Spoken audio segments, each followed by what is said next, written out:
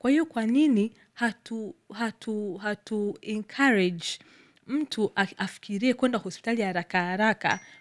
Kuna namna jamii inaweza ikahakikisha kwamba hii hatua ya kufika hospitalini haimpati mtu yoyote, bali anaweza kujikinga na maswali mbalimbali. Lakini hatari nyingine ya kukimbilia hospitali ni kujikuta unaweza kupata magonjwa mengine, kwa sababu sometimes kuna magonjwa ya kuambukiza. Kwa mfano sasa hivi hata Wizara ya Afya hapo nyuma kidogo, kama wiki imepita, wiki mbili, walitangaza kwamba kuna magonjwa yameibuka ya changamoto ya kwenye mfumo wa upumuaji. Sasa magonjwa ya changamoto kwenye mfumo wa upumuaji, maana yake ni magonjwa yanayoambukiza kupitia hewa. Ukikaa karibu na mtu ambaye akapumua, ambaye tayari ana hiko virusi au ameshapata maambukizi, na wewe una chance ya kupata, ukashikana mikono naye, na wewe una chance ya kufanyeje? Ya kupata maambukizi. Kwa hiyo utakapoenda kwenye msongamano hospitalini, ambapo kila mtu sasa naye amekimbilia huko ende akapate matibabu, ni rahisi pia kujikuta kwamba badala ya kutibiwa unaweza ukajitibu kimoja lakini unabeba na lingine, kwa sababu umefika eneo ambalo tayari lina hayo maambukizi.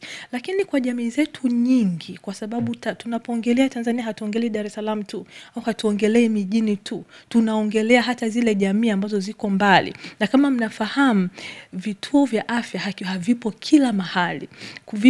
Kuna sehemu nyingine unaweza kukuta mtu anatembea umbali mrefu sana ili aweze kupita huko. Ndio maana nikasema kabisa mwanzoni, huduma ya afya kwenye kituo cha afya sio kitu cha bei rahisi, ni kitu ambacho kina cost, na hata nyingine cost inaweza ikawa kubwa.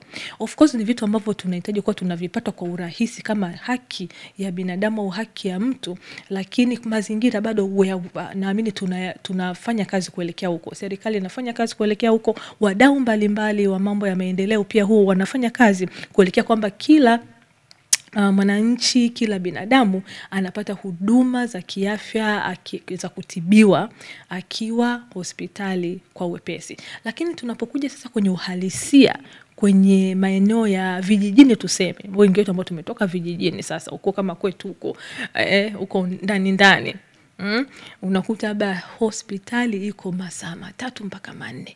Sasa wote tukisema tunategemea umepata changamoto kidogo ya afya ukimbilie hospitali, kwa kweli kuna namna ambavyo unaweza ukakwama. Lazima tuwe na maarifa ambayo yatatusaidia sisi kama jamii kujiempower, kuhakikisha tunakuwa na elimu ya kutusaidia tusisubiri mpaka unajikuta kwamba unahitaji kuonana na daktari au nesi. Yani ni last resort kwa Kiingereza, kwa Kizungu ni last resort, yani iwe ni suluhisho la mwisho kabisa baada ya kupata ushauri au kufanya vitu vingine mbalimbali.